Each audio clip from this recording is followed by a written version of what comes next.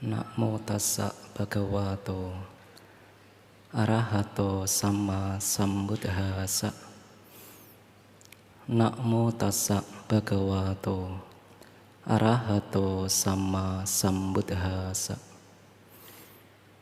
Namo tassa bhagavato arahato sama sambuddhassa.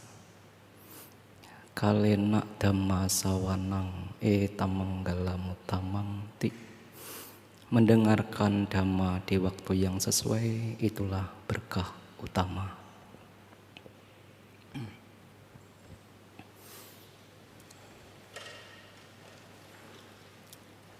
Pengurus Wihara Mahasampati yang terhormat, yang berbahagia, pemimpin puja, ibu bapak, saudara-saudara sedama, terpujilah Sang Bhagawa, Namo Buddhaya. Pada malam hari ini, ibu bapak datang ke Dhammasala, ke Wihara Mahasampati, karena didasari rasa bakti, keyakinan kepada Tiratana. Tanpa adanya rasa bakti, tanpa adanya keyakinan kepada Tiratana, sulit rasanya ibu bapak akan hadir pada malam hari ini.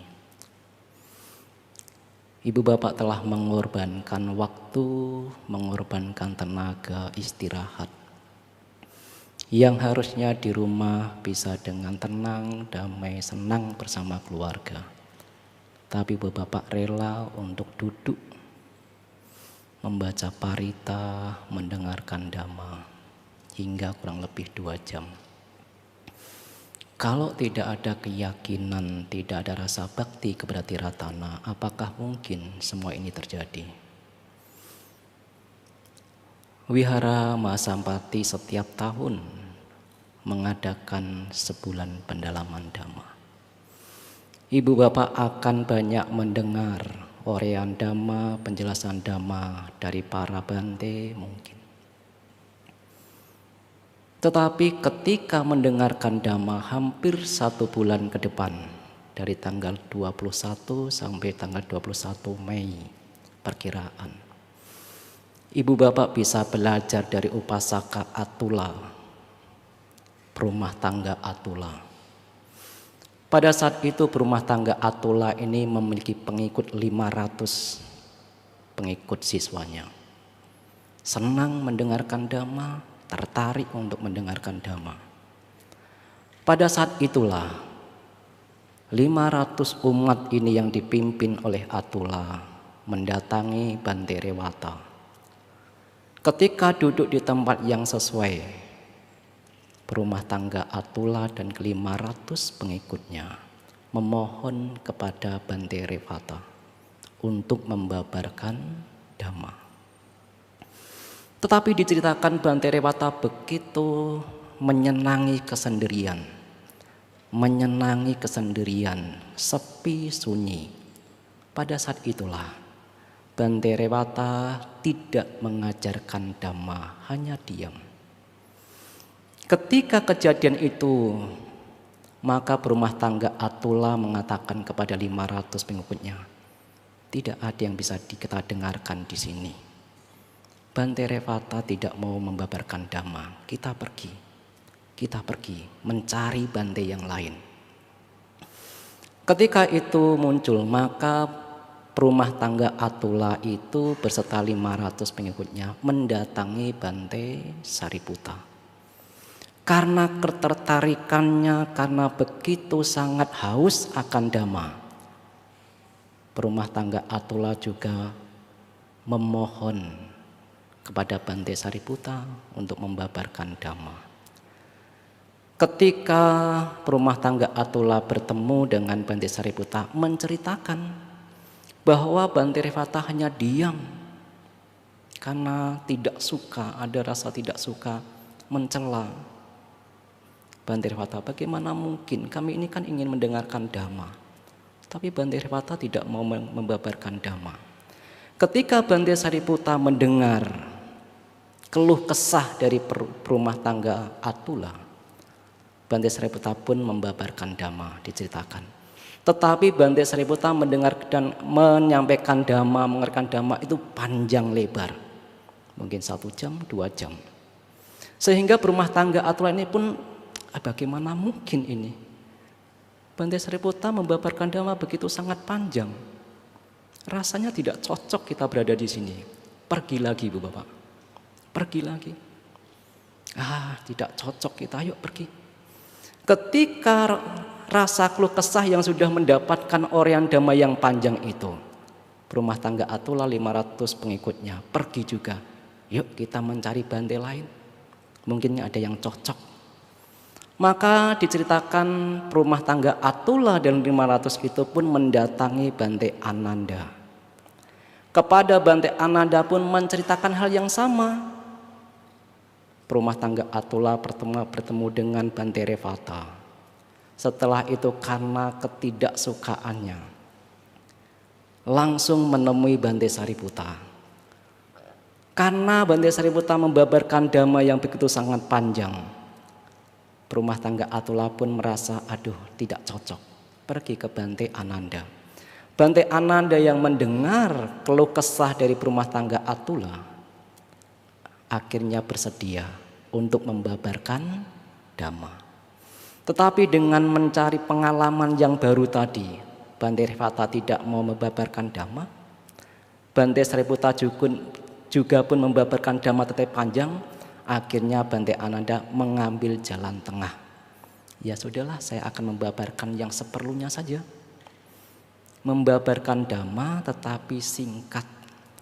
Ketika mendengar Bante Ananda membabarkan dhamma tetapi singkat, rumah tangga Atula pun merasa kecewa. Loh, kenapa?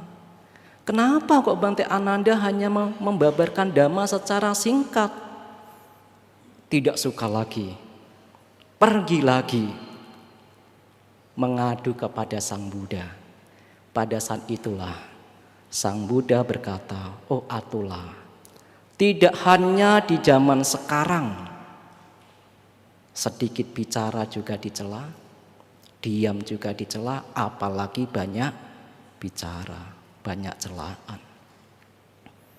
Di masa depan juga akan kita temukan orang yang diam juga dicela, sedikit bicara juga dicela, apalagi banyak bicara.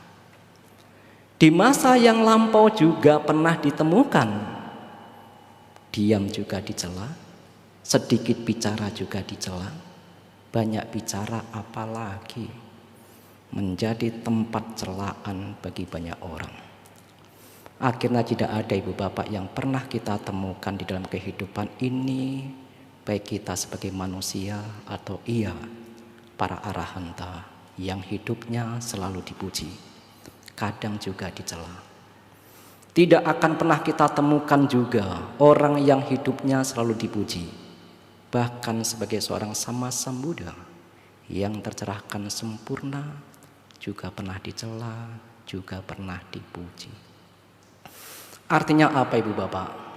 Dalam 1 bulan ke depan, Ibu Bapak akan mendengarkan banyak tentang dhamma, tentang orian dhamma.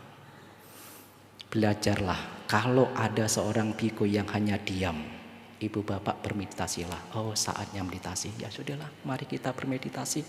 Mungkin memang bantenya suka meditasi, maka kita bermeditasi saja. Kalau seandainya ada seorang bante yang banyak berbicara, Ibu Bapak pun berpikir yang positif. Oh, bantenya banyak pengetahuan. Sungguh sangat beruntung kami mendengarkan banyak dhamma dari bante. Akhirnya tidak ada celah untuk berpikir buruk di dalam diri kita. Ibu Bapak, saudara-saudara dhamma, seberapa manfaatkah mendengarkan dhamma? Kita harus haus akan dhamma. Kita harus belajar tentang dhamma. Tetapi kadang kita juga merasa, oh Bante, saya ini suka praktek. Untuk apa belajar? Untuk apa berteori? Betul. Saya sangat setuju Ibu Bapak bahwa kita praktek. Itu paling penting. Tetapi kalau seandainya kita tidak punya pengetahuan yang cukup, lalu kita mau praktek seperti apa? Belajar penting, mendengarkan penting, pengetahuan itu penting. Kalau kita kurang pengetahuannya, tidak mau mendengar, yang penting praktek Bante. Yang penting duduk bermeditasi, tutup mata sudah. Tidak mau dengar kanan kiri sudah. Lalu mau praktek seperti apa? Tetapi kalaupun seandainya kita pun banyak belajar, tidak mempraktekkannya, itu juga menjadi rintangan. Kita tidak akan pernah sampai. Kita mengetahui dengan benar, dengan jelas, tidak salah. Kalau ke arah Borobudur itu harus melewati Magelang misalnya. Tapi kita punya pengetahuan yang cukup, tapi kalau kita tidak jalan, apakah kita sampai ke Borobudur? Tidak. Artinya arah itu penting, pedoman itu penting, pengetahuan penting. Jauh lebih penting daripada orang yang tidak punya pengetahuan. Karena pengetahuan ini dekat dengan kebijaksanaan. Hanya mau praktek atau tidak. Lalu seberapa besar manfaat dari mendengarkan Dhamma? Kalena Dhamma Sawanang. Mendengarkan Dhamma di waktu yang tepat, Sang Buddha menunjuk itu adalah berkah. Apa berkahnya? Kalau kita mendengarkan Dhamma, ada 5 hal. 5 hal ini ditunjuk Sang Buddha sebagai manfaat dari mendengarkan Dhamma. Yang pertama adalah mendengar hal-hal yang belum pernah kita dengar.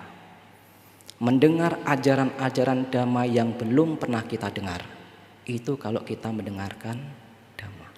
Itu yang pertama. Yang kedua, memperjelas apa yang pernah kita dengar. Manfaat yang kedua, memperjelas. Semakin jelas apa yang pernah kita dengar, asalkan ketika ibu bapak mendengarkan penuh dengan perhatian, kita mencondongkan telinga kita merelakan telinga kita untuk mendengar apa sih yang diceritakan, maknanya apa sih. Memperjelas Dhamma yang pernah kita dengar. Yang ketiga, melenyapkan keraguan-raguan. Mungkin saja di masa-masa yang lalu ibu bapak telah mendengar Dhamma, tetapi masih ada keraguan atau belum jelas, sehingga ada pertanyaan-pertanyaan di dalam diri ibu bapak. Dan ketika mendengar Dhamma, pengetahuan semakin jelas, keraguan-raguan pun menjadi sirna. Yang keempat, yang paling penting menurut saya, manfaat mendengarkan Dhamma adalah meluruskan pandangan. Meluruskan pandangan yang tadinya pandangannya salah menjadi benar. Itu jauh lebih penting ibu bapak. Suatu ketika Sang Buddha berkata kepada para biku, "Oh para biku, saya tidak melihat satu hal pun kualitas-kualitas yang bermanfaat ketika muncul semakin berkembang dan semakin meningkat selain dari pandangan benar." Seseorang yang memiliki pandangan benar, kualitas luhur yang ada di dalam dirinya, yang tadinya belum muncul menjadi muncul, yang tadinya telah muncul menjadi berkembang dan meningkat. Bukankah itu lebih penting? Yang tadinya ibu bapak memiliki pandangan salah, oh tidak ada hukum karma, itu tidak ada. Tidak ada. Berbuat buruk ya tidak apa-apa, toh setelah meninggal kita tidak ada kok. Kita tidak tahu. Ya kita mencuri saja. Ketika kita mendengarkan Dhamma, mungkin pandangan salah itu menjadi benar. Oh, ada. Ada akibat dari perbuatan buruk. Ada akibat dari perbuatan baik. Bukankah pada saat bulan Magha, saat Purnama Sidhi, Sang Buddha dengan jelas berkata, "Sabapapa saakaranang kusalasu pasambada." Bukankah Sang Buddha mengatakan hindarilah perbuatan buruk? jalanilah perbuatan baik. Kalau itu bukan karma, lalu apa? Kalau itu bukan akibat dari perbuatan buruk, kalau perbuatan buruk tidak ada manfaatnya, tidak ada akibat buruknya, untuk apa Sang Buddha mengatakan? Sang Buddha berkata, "Oh para biku, karena saya mengetahui sendiri manfaat dari melakukan kebajikan, maka itulah kenapa saya menganjurkan jangan takut berbuat baik. Perbanyaklah perbuatan baik, karena itu akan mendatangkan manfaat." Kalau Sang Buddha tidak mengerti sendiri dengan pengetahuan sempurna bahwa berbuat buruk itu ada akibat buruknya, ada penderitaannya, lalu untuk apa Sang Buddha mengatakan hindarilah perbuatan buruk? Karena Sang Buddha dengan jelas mengetahui sendiri ada akibat dari perbuatan. Berbuat buruk akan mendatangkan penderitaan, kekecewaan, kesedihan, ratap tangis. Itulah saat bulan Magha di Purnama Sidi, Sang Buddha kepada 1250 arahanta, janganlah berbuat buruk. Karena ada akibat dari perbuatan baik, tidak lain adalah ketenangan, kedamaian, kebahagiaan. Ini tidak harus menunggu ketika kita mengalami kematian. Bahkan kedamaian, kebahagiaan bisa kita terima di saat ini kalau kita melakukan kebajikan. Maka itulah Sang Buddha mengatakan, menganjurkan, menasihati, yuk berbuat kebajikan. Itulah. Ini salah satu bagaimana Dhamma itu bisa meluruskan pandangan salah kita. Maka jangan enggan untuk bisa mendengarkan Dhamma. Maka jangan merasa, sudah cukup saya, sudah cukup Dhamma ini sudah cukup. Belum. Kita harus banyak mendengar, banyak membaca, banyak belajar. Manfaat yang kelima mendengarkan Dhamma adalah pikiran kita menjadi tenang. Kalau setelah mendengarkan Dhamma yang muncul adalah nilai-nilai luhur di dalam pikiran kita, metta, karuna misalnya, kebencian redam pada saat itu, keserakan redam pada saat itulah kebahagiaan. Pikiran luhur yang muncul mendatangkan kebahagiaan. Pikiran buruk yang muncul mendatangkan rasa panas, rasa kecewa, rasa sesak napas. Itulah kenapa mendengarkan Dhamma juga bisa meruntuhkan, menenggelamkan sementara pikiran-pikiran buruk yang muncul. 5 manfaat Ibu Bapak ketika mendengarkan Dhamma. Mendengarkan atau mengetahui hal Dhamma yang belum diketahui, yang belum pernah didengar. Memperjelas apa yang pernah didengar. Menghilangkan keraguan-raguan, menyingkirkan keraguan-raguan. Yang keempat, meluruskan pandangan. Pandangan kita menjadi benar. Dan yang kelima, pikiran menjadi tenang. Dan itu Ibu Bapak akan dapatkan hampir 1 bulan ke depan. Apakah Ibu Bapak akan mampu menjalankan itu? Berbahagialah. Ada orang-orang yang punya niat ingin ke wihara untuk mendengarkan Dhamma, tapi waktunya tidak cocok. Ada yang punya kecocokan waktu, ada waktu tetapi tidak ada niat untuk datang ke wihara. Ibu Bapak punya waktu, Ibu Bapak punya niat, punya keyakinan. Betapa besar keuntungan yang telah Ibu Bapak dapatkan. Ibu Bapak, saudara-saudara sedama, Hari Waisak akan memperingati, mengingatkan kita kembali kepada 3 peristiwa penting. Saya akan masuk ke dalam tema. Tema yang ingin saya sampaikan adalah menelusuri jejak Sang Buddha dalam pencarian mulia. Siapa itu Buddha? Bagaimana beliau dalam mencapai kesempurnaan, menjadi manusia mulia, menjadi Arya. Mungkin dengan kita mengetahui hal-hal itu, keyakinan kita kepada Tiratana semakin berkembang, semakin meningkat ketika kita mengetahui Sang Buddha itu siapa. Tentu apa yang akan saya sampaikan tidak lengkap karena keterbatasan pengetahuan saya. Lalu di manakah yang lengkap? Di Tipitaka. Merujuk kepada Tipitaka, apapun nanti yang saya sampaikan, Ibu Bapak mengingatnya dan tunjuk kembali, lihat kembali ke Tipitaka. Betul tidak apa yang disampaikan? Itulah cara kita untuk mendengarkan Dhamma, agar kita semakin mantap, agar semakin yakin terhadap ajaran Sang Buddha. Ibu bapak saudara-saudara Dhamma, sebulan pendalaman Dhamma sebagai salah satu cara program untuk menyambut Hari Raya Trisuci Waisak. Bulan Waisak saat Purnama Sidhi itulah terjadi 3 peristiwa yang begitu sangat agung, penting dan agung.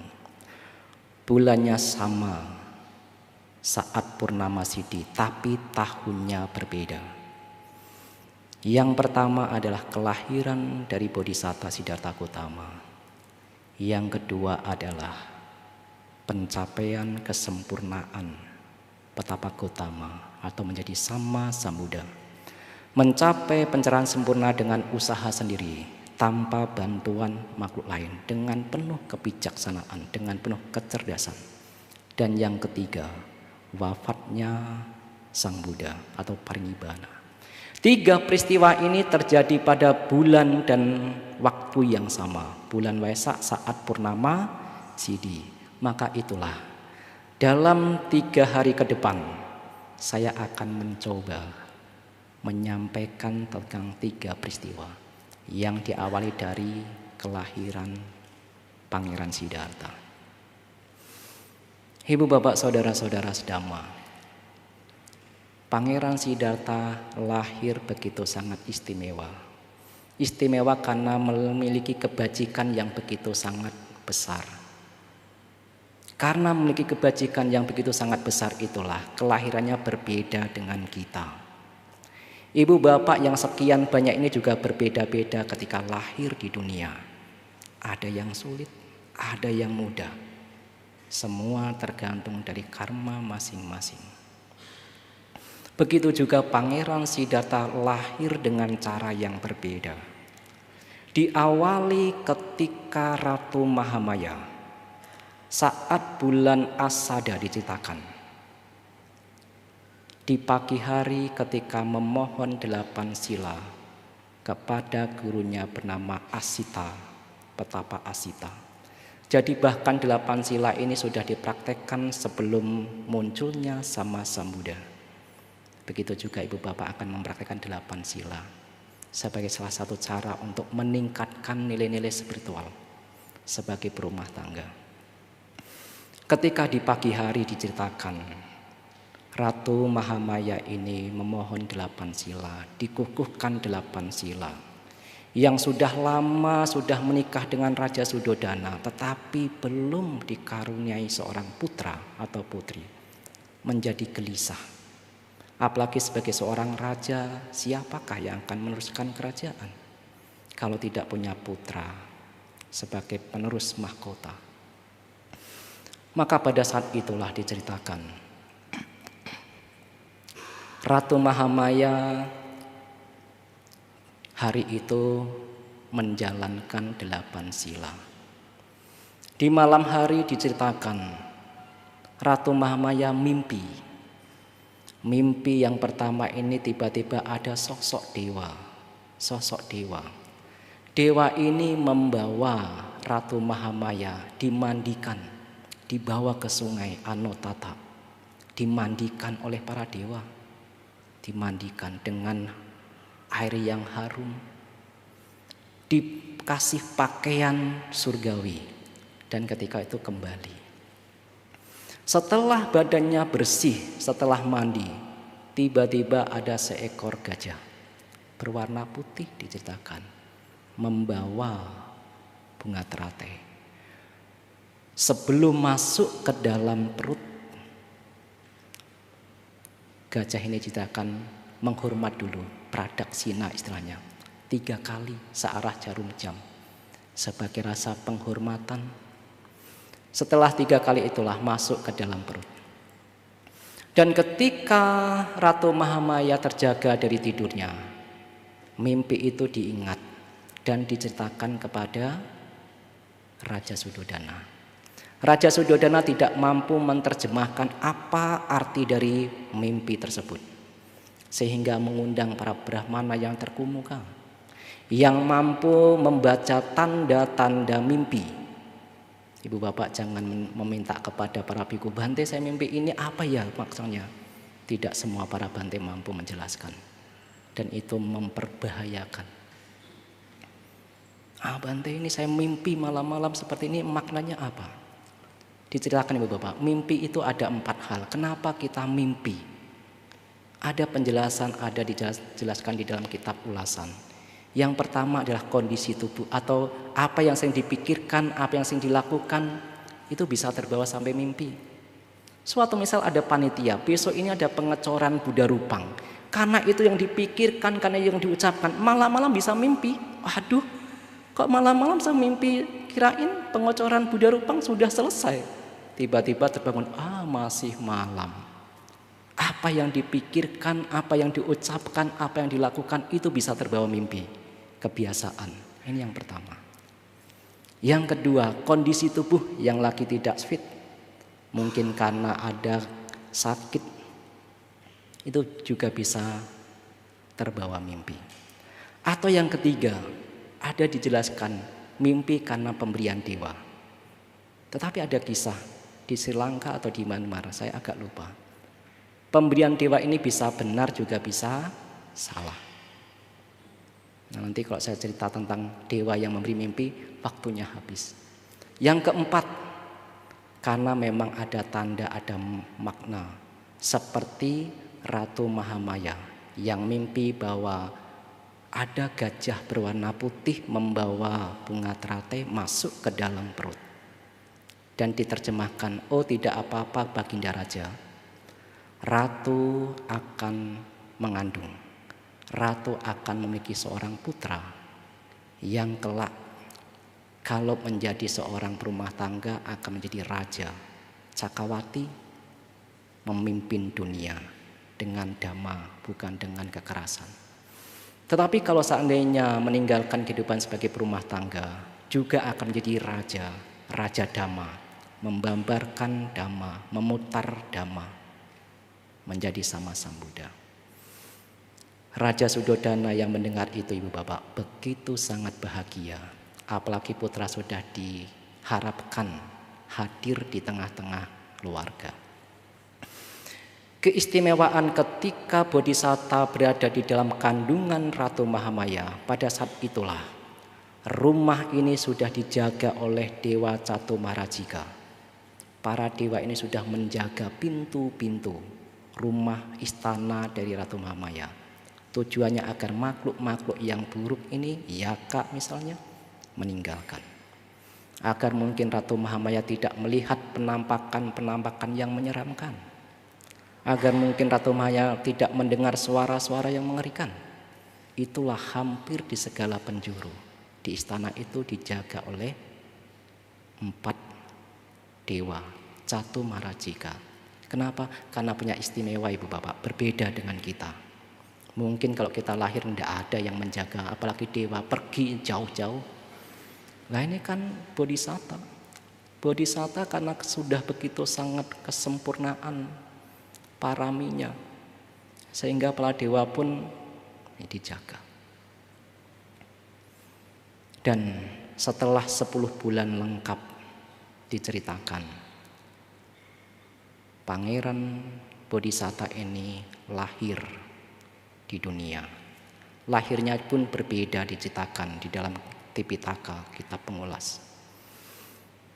Pertama kali yang menerima ketika pangeran ini lahir adalah Brahma. Brahma dengan jaring emasnya menerima pertama kali anak ini lahir. Lagi-lagi karena kebajikannya ibu bapak. Kita tidak perlu iri hati.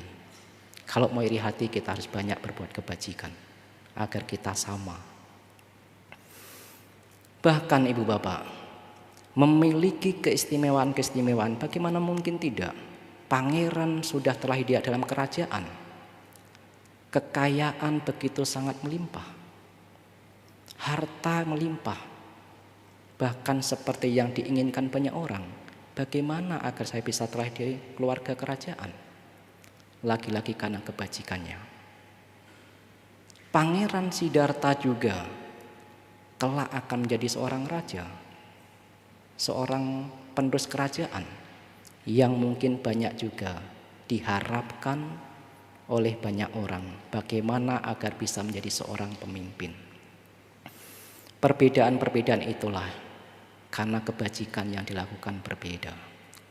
Ketika di usia 5 hari atau 7 hari, saya agak lupa, 5 hari, Raja Suddhodana mengundang para Brahmana karena ini adalah anak seorang raja. Atau belum 5 hari, ketika petapa Asita mendengar bahwa pangeran atau Raja Suddhodana ini putranya telah lahir. Petapa Asita yang mendengar itu kembali atau menuju ke istana. Ketika melihat tubuh bayi tersebut berbeda dengan tubuh bayi yang lain. Pada saat itulah diceritakan petapa Asita yang pertama adalah tersenyum bahagia. Yang kedua adalah menangis. Ketika tersenyum ketika petapa Asita ini tersenyum dan ketika itu menangis. Ini menjadi menarik dari pandangan Raja Suddhodana. Bertanya, oh petapa, oh guru, ada bahaya apa yang akan terjadi dengan anak kami? Oh Baginda, tidak akan ada bahaya bagi anak pangeran. Lalu kenapa? Lalu kenapa yang pertama petapa menangis, tersenyum, dan yang kedua adalah menangis?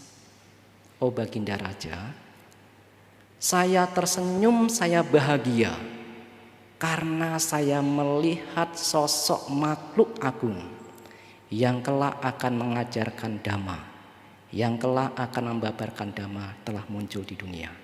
Itulah saya bahagia. Dhamma akan diajarkan.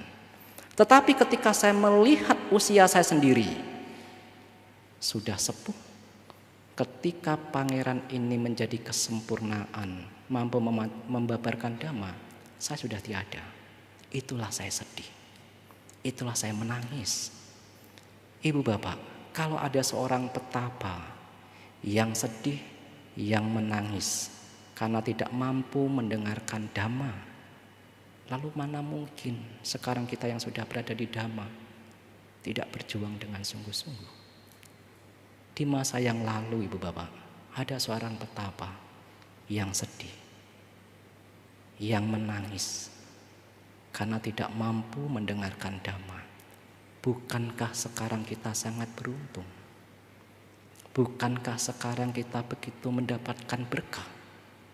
Karena kita mampu mendengarkan Dhamma, karena kita mampu belajar Dhamma. Berjuanglah. Kita bertanggung jawab kepada diri kita masing-masing. Kita tidak mungkin menggantungkan orang lain. Biarlah Bante Ciracaya yang praktek nanti kalau sudah mencapai, kan saya juga mencapai. Belum tentu. Kita berjuang sendiri-sendiri. Kita punya tanggung jawab sendiri-sendiri. Kita tidak bisa bergantung kepada orang lain. Itulah renungan-renungan seperti itulah yang harusnya menguatkan diri kita untuk berada, ya, saya akan berdiri sampai nanti ketika badan saya hancur oleh kematian, berada di Buddha, Dhamma, dan Sangha. Setelah petapa Asita memberikan ramalan itu, 5 hari kemudian Raja Suddhodana pun memanggil 108 Brahmana yang terkemuka, yang pandai, yang terampil dalam melihat tanda-tanda manusia, meramal kelak anak saya ini akan menjadi apa. Seperti itulah kira-kira. Maka dari 108 Brahmana tersebut, yang 100 berdiam diri, tidak berani untuk meramal, diceritakan. Karena ini adalah anak raja. Kalau sampai salah meramal, bisa digantung di alun-alun. Kamu salah meramal ya. Hanya 8 diceritakan ibu bapak. 8 Brahmana itu ada 7 Brahmana yang mengangkat 2 jari. Oh Baginda, ada 2 kemungkinan. setelah melihat tanda-tanda manusia agung. Kalau pangeran ini tetap berada di kehidupan sebagai perumah tangga, akan menjadi cakrawati, raja dunia. Tetapi kalau pangeran meninggalkan kehidupan sebagai perumah tangga, menjadi seorang petapa, akan menjadi sama muda. Hanya satu Brahmana yang paling muda, yang berani cuma angkat satu jari. Tidak ada dua Raja Baginda, tidak ada kemungkinan yang kedua. Pangeran akan meninggalkan istana menjadi seorang petapa dan menjadi sama muda. Itulah Brahmana Kondanya. Yang kelak ibu bapak, Brahmana Kondanya inilah ketika petapa Siddhartha sudah mulai meninggalkan istana, dicari di manakah petapa Siddhartha. Dan petapa Kondanya juga dinyatakan Sang Buddha sebagai siswa yang paling senior, siswa yang paling sepuh. Tidak ada yang lain yang mampu memahami 4 kebenaran Arya. Tidak ada yang lain. Petapa Kondanya adalah yang paling unggul, yang paling pertama dalam memahami 4 kebenaran Arya menjadi Sotapanna. Ketika Dhammacakkappavattana Sutta dibabarkan untuk pertama kali, Raja Suddhodana akhirnya bertanya kepada para Brahmana, apakah ada cara atau apa yang harus dilakukan agar pangeran tetap berada sebagai perumah tangga? Ada Baginda. Jangan sampai atau diasingkan pangeran Siddhartha atau pangeran untuk melihat 3 peristiwa. Usia tua, melihat orang sakit, melihat orang meninggal. Ketika pangeran tidak melihat 3 ini, maka sudah dipastikan pangeran akan berada di istana. Pada saat itulah ibu bapak, berbagai cara dilakukan Raja Suddhodana agar pangeran Siddhartha tidak melihat orang tua, tidak melihat orang sakit, tidak melihat orang meninggal. Pelayan dayang-dayang yang ada di istana semuanya gadis, tidak ada yang sepuh. Ketika sudah mulai usianya sudah mulai dewasa, sudah mulai sepuh, ganti yang baru. Yang sakit ganti yang sehat. Tujuannya cuma satu, agar pangeran kelak akan meneruskan kepemimpinan ayahnya. Itu yang dilakukan. Bahkan ada satu kejadian, Raja Suddhodana berpikir bagaimana agar pangeran terikat dengan kehidupan sebagai perumah tangga. Jawabannya adalah dinikahkan. Dinikahkan itulah untuk mengikat, untuk membelenggu Pangeran Siddhartha agar selalu berada menjadi perumah tangga. Ibu bapak, kalau saya ingin anaknya tidak menjadi seorang biku, ikat dengan pernikahan. Tapi jangan dilakukan. Kalau memang anak sudah pengen jadi biku, ya sudah kasih. Tapi ada beberapa orang tua, daripada anak saya menjadi seorang biku, udahlah saya cepat carikan jodoh saja loh, biar terikat dengan istrinya. Ya sudah. Ibu bapak akan mengikuti jejak dari Raja Suddhodana. Maka itulah ketika pernikahannya dengan Putri Yasodhara. Diceritakan Putri Yasodhara ini juga di banyak kelahiran di masa yang lampau, menjadi pasangan hidup, menjadi suami istri. Sehingga itulah ketika melihat untuk pertama kalinya ada rasa senang, ada rasa bahagia. Ini cocok menjadi pasangan hidup saya. Karena di masa-masa yang lampau ketika masih menjadi seorang bodhisatta, Pangeran Siddhartha Bodhisatta ini sering bertemu sebagai suami istri. Diawali dari, diceritakan ibu bapak, diawali dari ketika Buddha Dipangkara muncul di dunia. Ketika Buddha Dipangkara muncul di dunia, ada seorang petapa bernama Sumedha yang juga memiliki kekayaan yang begitu sangat besar. Meninggalkan kekayaannya untuk dipersembahkan kepada masyarakat, memilih menjadi seorang petapa. Jadi ibu bapak jangan heran ketika Pangeran Siddhartha mampu meninggalkan istana. Bahkan ketika kebijaksanaan belum berkembang, ketika masih menjadi seorang petapa Sumedha, pun sudah terbiasa meninggalkan kekayaan. Ini sudah suatu kebiasaan. Jadi bukan hal yang pertama Pangeran Siddhartha meninggalkan istana. Bahkan diawali ketika belum menjadi bodhisatta. Ketika menjadi petapa Sumedha, itu pun kekayaan yang begitu sangat besar ditinggalkan. Apalagi ketika menjadi seorang Pangeran Siddhartha, yang kebijaksanaan sudah mulai matang, begitu sangat mudah untuk meninggalkan semua itu.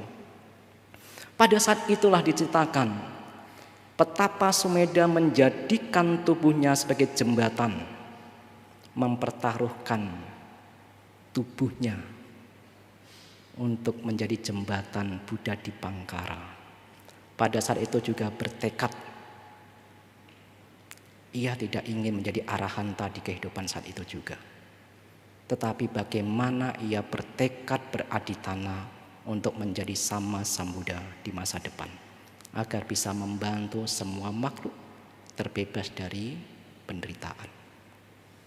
Ketika petapa Sumedha itu bertekad beraditana untuk menjadi Sama Sambuddha, terdengar oleh seorang gadis bernama Sumita.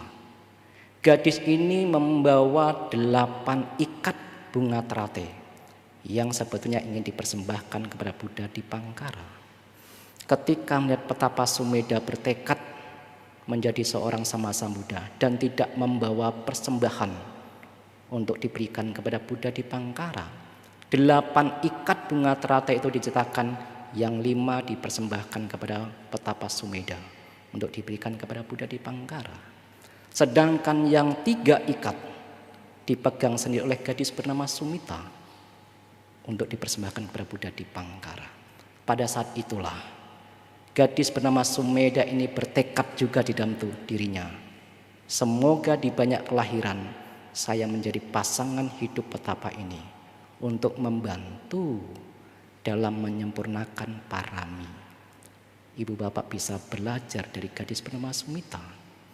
Kalau ibu bapak sudah memutuskan untuk menjadi seorang suami istri, contohlah.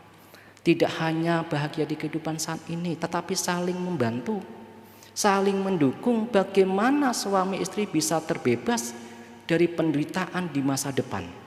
Kalau di kehidupan ini tidak mampu membebaskan diri dari penderitaan, bukankah saling bertekad? Baiklah, yuk kita sama-sama bertekad. Saya membantu untuk membantu Anda dalam membebaskan penderitaan. Anda juga membantu saya dalam membebaskan penderitaan. Contohnya apa? Saling mendukung ketika berbuat kebajikan. Ketika istri berdana, suami mendukung. Ketika suami mempraktekkan sila, istri mendukung. Ketika istri datang ke wihara, suami mendukung. Ketika suami mempraktekkan meditasi, istri mendukung.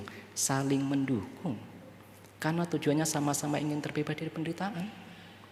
Itu yang paling tinggi. Bukankah gadis Sumita juga seperti itu? Ingin menjadi istri dari bodhisatta itu karena ingin mendukung. Mendukung dalam menyempurnakan kebajikan. Parami. Ada ibu bapak yang sudah menikah sama-sama ingin mendukung? Baru kali ini Bante, nanti kalau sampai rumah saya akan bicara sama pasangan hidup saya. Bagus, bagus sekali, setuju saya. Jadi nanti biar tidak cekcok lagi di masyarakat. Anda dari mana? Dari wihara. Emang kalau di wihara terus nanti bisa makan? Waduh, udahlah, cekcok lagi. Anda dari mana? Saya mau dari perdana kepada para Bante. Bante diurusin terus ya, saya tidak pernah diurusin. Cekcok lagi. Tapi kalau sama-sama membantu dalam kebajikan, mungkin saja cekcok itu sudah mulai sedikit terkurangi. Itulah ibu bapak saudara-saudara sedama.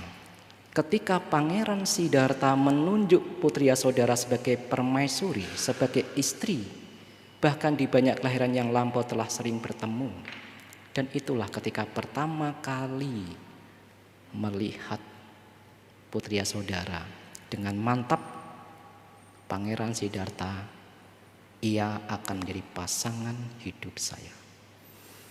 Setelah berjuang sebagai seorang perumah tangga, diceritakan ketika usia 16 tahun, masih sangat relatif muda. Tetapi karena Raja Suddhodana ingin mengikat agar Pangeran Siddhartha terikat dengan kehidupan, walaupun masih muda, dinikahkan. Ketika di usia 29 tahun diceritakan Ibu Bapak, pada saat itulah Pangeran Siddhartha ingin jalan-jalan keluar dari istana. Jadi hampir di usia sampai 29 tahun Pangeran Siddhartha selalu berada di istana. 3 istana dipersembahkan Raja Suddhodana kepada Pangeran Siddhartha. Istana musim dingin, istana musim hujan, dan istana musim panas. Ketika musim dingin tiba, Pangeran Siddhartha akan berada 4 bulan di istana musim dingin. Seperti itulah agar kehidupannya menjadi nyaman. Tetapi di usia 29 tahun, Pangeran Siddhartha keluar dari istana. Ingin melihat, ingin jalan-jalan, bosan kalau di dalam istana. Pada saat itulah Raja Suddhodana memerintahkan semua jalan diperbaiki. Singkirkan orang-orang yang usianya sudah sepuh. Jangan sampai berada di jalan. Jalan-jalan desa dihias yang menarik. Maka ketika itu Pangeran Siddhartha diizinkan dengan ditemani oleh Channa, kusirnya.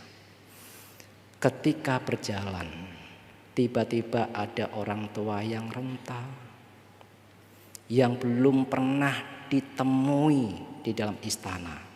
Karena menarik dari pandangan Pangeran Siddhartha, belum pernah dilihat, bertanya kepada Channa, "Oh Channa, apakah itu? Makhluk apa itu? Siapa itu? Berbeda dengan kita." "Oh, itu orang tua, Pangeran." "Apa itu orang tua?" "Orang tua adalah rambutnya sudah memutih, kulitnya sudah keriput, giginya sudah tanggal. Penglihatannya tidak sebaik ketika masih muda, pendengarannya juga tidak baik. Berjalan terhuyun-huyun menggunakan tongkat. Oh, begitu sangat menderita. Apakah saya juga bisa mengalami usia tua?" "Channa, siapapun Pangeran. Siapapun yang telah lahir tidak akan terbebas dari usia tua." Saat itulah Pangeran Siddhartha merenung ke dalam. Saya juga akan mengalami usia tua. Kulit saya akan keriput. Gigi saya akan tanggal. Rambut yang begitu hitam ini akan berubah menjadi putih. Begitu sangat menderita. Pulang kembali ke istana Ibu Bapak. Tidak melanjutkan perjalanannya. Di istana Raja Suddhodana melihat ada perbedaan di muka, di wajah dari Pangeran Siddhartha. Yang tadinya senang gembira ketika keluar dari istana, pulang-pulang murung. Pada saat itulah Raja Suddhodana bertanya kepada Channa, "Channa, apa yang terjadi? Pangeran berbeda dari ketika pergi." "Oh, Pangeran melihat orang tua, Baginda." "Mampus sudah." Padahal itu yang dihindari oleh Raja Suddhodana. Pada saat itulah Raja Suddhodana pun memanggil seorang gadis yang punya suara merdu, hibur Pangeran Siddhartha.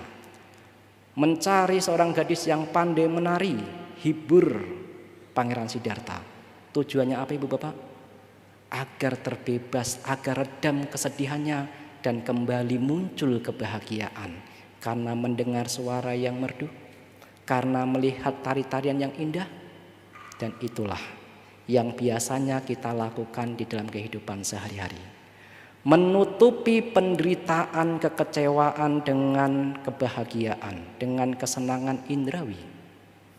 "Aduh Bante, hari ini saya bosan, capek, saya jengkel sama pimpinan." "Baiklah, yuk kita jalan-jalan. Jalan-jalan, karaoke." Ketika karaoke, kesedihan redam. Menutupi penderitaan, kekecewaan dengan kesenangan indrawi. "Aduh, hari ini saya lagi sedih." Ada teman yang mengajak, "Yuk kita makan mie." Makan mie, hilang kesedihannya. Ibu Bapak menghilangkan kesedihan, penderitaan dengan cara menutupi kesenangan indrawi. Itu yang masih kita lakukan. Tidak hanya Ibu Bapak, kadang kita juga masih melakukan itu. Karena hanya itu yang kita tahu, karena hanya itu yang kita mengerti. menutupi penderitaan, menutupi kekecewaan, kebosanan dengan melihat kesenangan-kesenangan indrawi.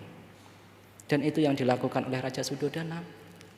Ketika Pangeran Siddhartha melihat pertama kali orang tua, bahkan di usia yang masih sangat muda, usia 29 tahun, merenung ke dalam.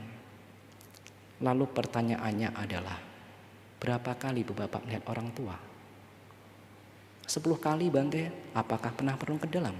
Saya juga bisa menjadi tua. Ketika tua saya akan sulit untuk berjalan. Ketika usia tua sudah datang, sulit untuk melihat dengan jelas. Ketika usia tua datang, telinga ini sulit untuk mendengar. Sudah berapa kali Ibu Bapak merenung ke dalam? Saya juga bisa mengalami usia tua. Itu yang dilakukan oleh Pangeran Siddhartha. Pertama kali melihat orang tua, saya juga bisa mengalami kematian, penyakit. Orang tua, usia tua.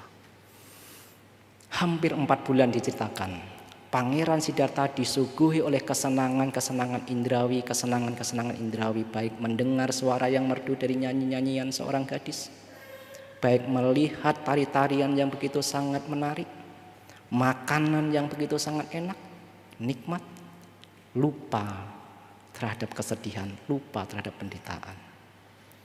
Yang kedua, setelah 4 bulan, lupa terhadap penderitaannya yang telah melihat orang tua, izin kembali untuk keluar ke istana.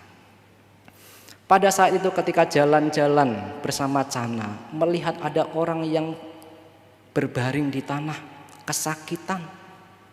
Karena belum pernah melihat di istana itu orang guling-guling begitu sangat menderita sakit, Pangeran Siddhartha bertanya kepada Cana, "Oh Cana, apakah orang itu? Kenapa?"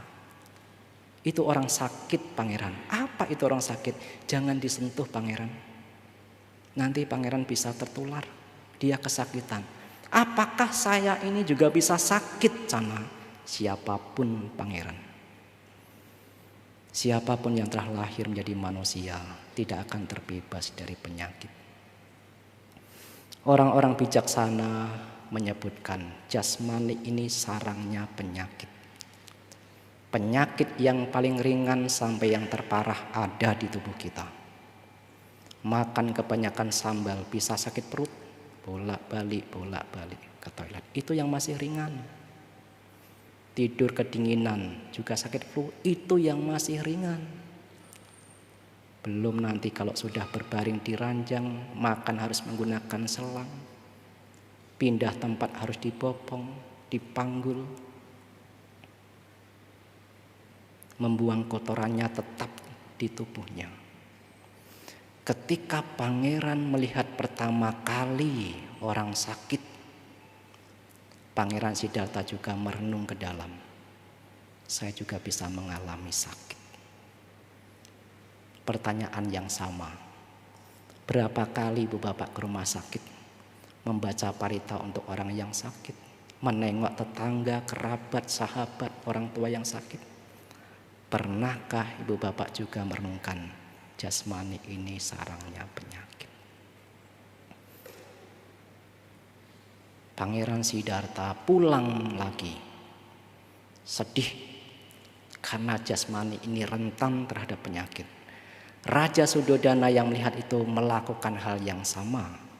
Kesedihan Pangeran Siddhartha ditutupi dengan kesenangan indrawi. Panggil seorang penyanyi yang suaranya merdu, panggil seorang gadis yang bisa menari begitu sangat menarik, panggil. 4 bulan hilang lagi penderitaannya. Yang ketiga, kembali lagi keluar istana. Dan pada saat itulah puncaknya, Pangeran Siddhartha melihat orang mati. Ketika di jalan, Pangeran Siddhartha melihat ada orang yang menangis sedih, sedangkan di depannya ada 4 orang yang memanggul, yang di atasnya seolah-olah tidak bergerak, kaku. Pangeran Siddhartha bertanya, "Apa itu Cana? Kenapa orang-orang itu menangis?" Oh, itu orang meninggal. Apa itu orang meninggal? Orang meninggal adalah sudah putus kehidupannya, sudah tidak bisa melanjutkan kehidupan. Apakah saya juga akan mengalami kematian? Siapapun, kita tidak akan terbebas dari kematian, Ibu Bapak. Sang Buddha menunjukkan kematian itu pasti, kehidupan itu tidak pasti. Pada saat itulah perenungan pemikiran Pangeran Siddhartha melihat usia tua, penyakit dan kematian. Hal yang sama juga direnungkan. Saya akan mengalami kematian. Anda semua, saya juga akan mengalami kematian. Ketika Pangeran Siddhartha sedang merenungkan hal itu, nampak seorang petapa. Petapa yang hidupnya dengan begitu damai, tidak terbebani, bertanya, praktek apakah yang Anda lakukan? Praktek untuk terbebas dari usia tua, penyakit dan kematian. Maka pada saat itulah petapa Siddhartha memutuskan jalan inilah yang harus saya tempuh untuk membebaskan diri saya dari usia tua, penyakit dan kematian. Pertanyaan terakhir di malam hari ini. Ketika Pangeran Siddhartha melihat usia tua, penyakit dan kematian, memutuskan untuk meninggalkan keduniawian, menjadi seorang petapa. Apa yang Ibu Bapak lakukan ketika melihat usia tua, penyakit dan kematian? Belum sanggup Bante menjadi seorang biku? Tidak apa-apa. Belum sanggup Bante saya menjadi atasilani? Tidak apa-apa. Lalu apa yang perlu dilakukan? Berjuanglah Ibu Bapak. Ketika usia tua tiba, jangankan untuk duduk 1 jam, 1 jam setengah, berjalan saja sulit. Bagaimana mau berbuat kebajikan? Ketika usia tua sudah datang, pemahaman, konsentrasi atau pemikiran ini sudah mulai lemah, sudah kadang hilang ingatan. Bagaimana mau berjuang? Lebih cepat, lebih baik. Ketika yang berumah tangga, kalau ingin mencapai kesetaraan di usia muda adalah waktunya. Jangan berpikir nanti kalau sudah usia tua saya baru berjuang, Bante. Telat. Ketika menjadi seorang biku di usia muda adalah waktunya. Karena nanti kalau sudah usia tua sulit. Indria-indria sudah mulai melemah. Pendengaran melemah, penglihatan menengah. Apalagi ketika sakit. Sakit ini kita akan disibukkan oleh cara bagaimana agar bisa sembuh. Sulit untuk bisa praktek dhamma. Aduh, saya ini lagi sakit, baiklah yuk ke wihara kita meditasi. Sulit Ibu Bapak. Sulit. Kenapa sulit? Karena saya juga pernah sakit toh. Ketika sakit itu yang ada adalah ketakutan di dalam diri ini. Saya bisa sembuh tidak? Ketika sakit mulai datang, berpikir ini pun disibukkan dengan obat apa yang harus saya minum. Ketika sakit sudah muncul, bagaimana agar saya tidak merepotkan yang lain? Pikiran ini sudah disibukkan bagaimana agar bisa sembuh. Obat apa yang bisa diminum? Berpikir anicca, anicca, sulit. Kalau tidak terampil, ingat kepada kebajikan-kebajikan, sulit. Apalagi ketika kematian sudah tiba. Ketika jasmani kita hancur oleh kematian, Sang Buddha menyebut masa depan hanya disokong oleh jasa kebajikan yang kita lakukan. Kamayoni, lahir sesuai dengan karma masing-masing. Ibu Bapak lahir di Medan karena memang karmanya di Medan. Ada yang lahir di Jepara karena memang karmanya di Jepara. Ketika kita memahami hukum karma, kita menjadi orang yang paling siap menghadapi perbedaan di masyarakat. Kenapa saya berbeda dengan dia? Tidak ada pertanyaan seperti itu, karena semua berawal dari apa yang dilakukan. Menyalahkan ibu, menyalahkan ayah tidak ada. Karena kamma saka, kamma dayada. kamayoni. Kita adalah pemilik perbuatan kita masing-masing. Apa yang ibu bapak lakukan pada malam hari ini, pikiran bajik, ucapan bajik, perilaku jasmani bajik akan menjadi milik ibu bapak sendiri. Bagaimana mungkin bisa diberikan kepada yang lain? Ketika kita sudah memiliki ucapan baik, perilaku jasmani baik, pikiran bajik, kita pun mewarisinya kamma dayada dalam bentuk kedamaian, kebahagiaan. Itu warisannya. Dan ketika kita meninggal, batin kita damai, batin kita bahagia karena melihat kebajikan-kebajikan yang kita lakukan. Itulah menuntun ke alam yang bahagia. Kamma saka, kamma dayada, kamma yoni. Lahir sesuai karma masing-masing. Maka sebelum usia tua tiba, sebelum kematian tiba, kalaupun saatnya kita tidak atau belum mampu menjadi seorang petapa, pikiran bajik dilakukan, ucapan bajik dilakukan, perilaku jasmani bajik dikembangkan sebagai salah satu cara untuk menghadapi kematian, sehingga di masa depan akan terlahir di alam bahagia.